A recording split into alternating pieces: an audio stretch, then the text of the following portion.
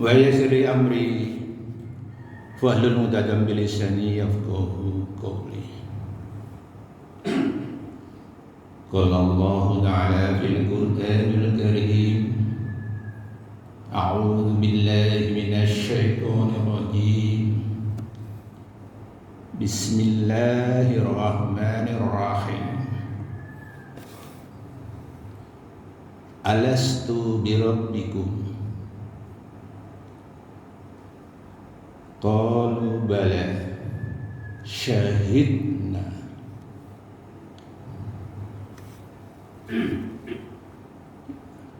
Yang saya hormati, yang saya muliakan, para jamaah salat subuh yang dimuliakan Allah. Semoga kita semua senantiasa dalam bulan Ramadan ini mendapat rahmat inayahnya, dan semua ibadah dari awal puasa hingga akhir puasa Ramadan ini senantiasa diterima oleh Allah Subhanahu wa Ta'ala.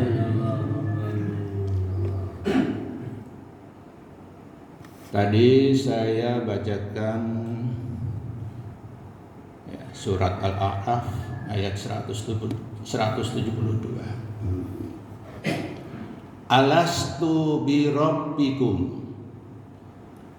Apakah aku ini Tuhanmu? Kata Allah. Ini Allah yang berfirman. Apakah berarti itu tanda tanya? Siapa yang ditanya? Ruh. Pada waktu semua ruh ini belum diturunkan ke dunia, Allah sudah bertanya. Dan tanya ini, tanya kalau dalam bahasa Jawa udah tanya yang wanti-wanti, tanya dengan yang sesungguhnya. Kemudian roh menjawab, qalu bala syahidna. Betul, engkau adalah Tuhanku. Mari kita gali sedikit, ya. Kita pahami ayat tadi. Ya. Memang kalau memahami ayat Al-Quran itu perlu ilmu bantu. Nahwu itu kalau dalam bahasa Indonesia kosakata, sorof bentuk kata, balaghah itu atau disebut juga asbabun nuzul, situasi kondisi ayat turun. Kemudian mantik itu terdiri atas 3. Afala ta'qilun, berpikir, afala tafakkarun, merenung, ulil albab, kecerdasan. Jadi untuk memahami ayat memang perlu berbagai komponen. Ya. Ada kosakata, bentuk kata, situasi kondisi ayat turun, dan akal, renungan, dan kecerdasan. Nah, mari kita gali sedikit ayat tadi. Alastu birabbikum? Apakah aku ini Tuhanmu? Ruh menjawab, qalu bala syahidna. Betul, engkau Tuhanku. Nah, ini menurut ilmu para ulama, ilmu mantik, ya, bahwa ruh ini sudah bersaksi di hadapan Tuhannya sebelum lahir ke dunia, menyatakan Allah itu Tuhannya. Nah, kalau menurut ilmu mantik, mengakui Tuhan itu berarti tidak hanya sekedar ngaku aja, mengakui aja. Sahabat dengan saya beri contoh yang agak mudah. Seorang anak bertanya seorang bapak bertanya kepada anaknya, apakah saya ini bapakmu? Iya, panjenengan adalah bapak saya. Berarti anak itu harus manut nurut apa kata orang tua. Itu konsekuensinya. Begitu juga kita ngaku Tuhan, berarti kita dulu sebelum turun ke dunia sudah bersaksi bahwa Allah itu Tuhan manusia, berarti mengakui segala perintahnya. Roh sudah berjanji. Nah, para ulama mengatakan janji itu tersimpan di dalam kolbu. Ya. Makanya kolbu itu sebenarnya suci selama kolbu itu masih bercahaya, artinya masih nur dari Allah itu masih cerah. Karena kolbu juga bisa burem, ya. Kalau tidak diasah, ibarat kaca kalau nggak dilap kan burem. Jadi tidak bisa memantulkan tauhid, tidak bisa memantulkan cahaya kebenaran karena tidak dilap, demikian juga kolbu kita itu sudah dibekali oleh Allah, ya, tentang ketauhidan itu, tentang ketuhanan itu, bahwa kita sudah mengakui. Di ayat lain disebutkan, ya, wa ma khalaqtul jinna al insan illa liya'budun. Tidak aku ciptakan jin dan manusia kecuali untuk beribadah kepadaku. Jadi tupoksi, tugas pokok manusia di dunia ini adalah sesuai dengan hakikat fitrah manusia adalah beribadah. Nah, untuk beribadah ini tadi sudah saya berikan dasarnya dua, ya, dasarnya ibadah itu. Nah, Allah memberikan sarana yang berupa jasmani, maka manusia itu ada rohani yang sifat ketuhanan, jasmani itu sebagai sarana dilengkapi. Sebenarnya jasmani kita, maksud Allah hakikatnya adalah untuk beribadah kepada Allah yang berupa jasmani.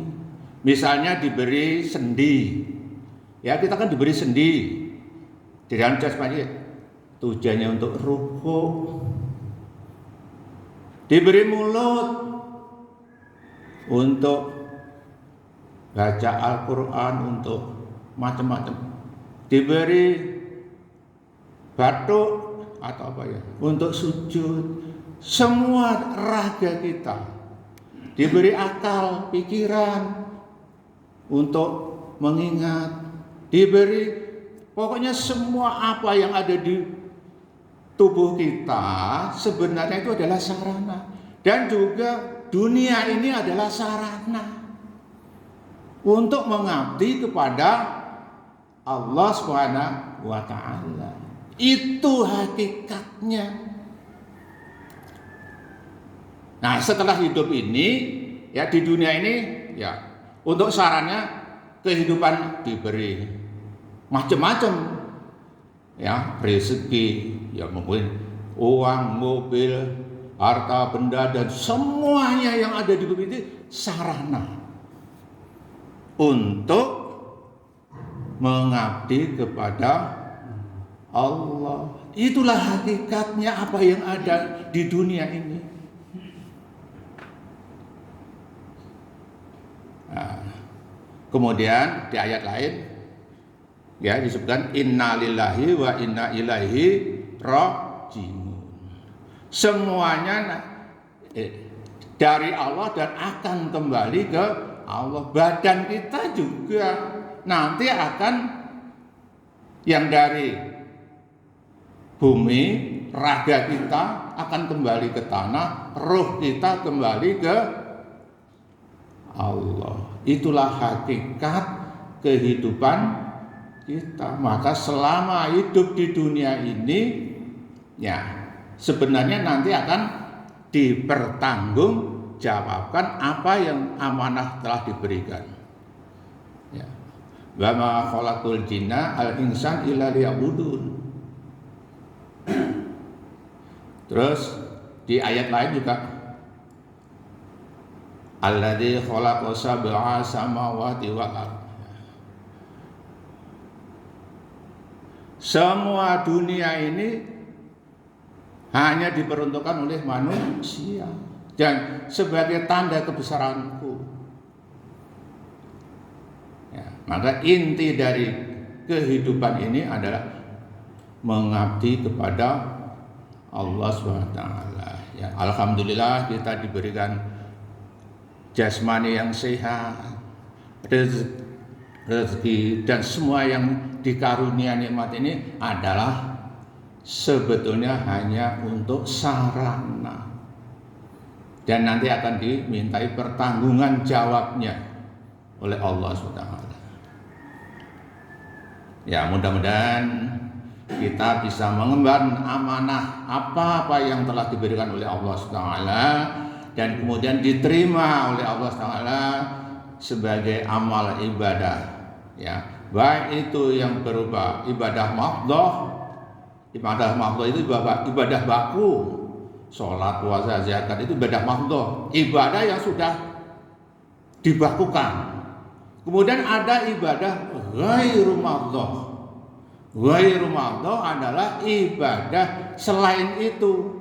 Maksudnya selain sholat, puasa, zakat, haji dan sebagainya. Kalau sudah baku nggak boleh dikutik-kutik. Cara-caranya pun sudah tertentu, ada syariatnya.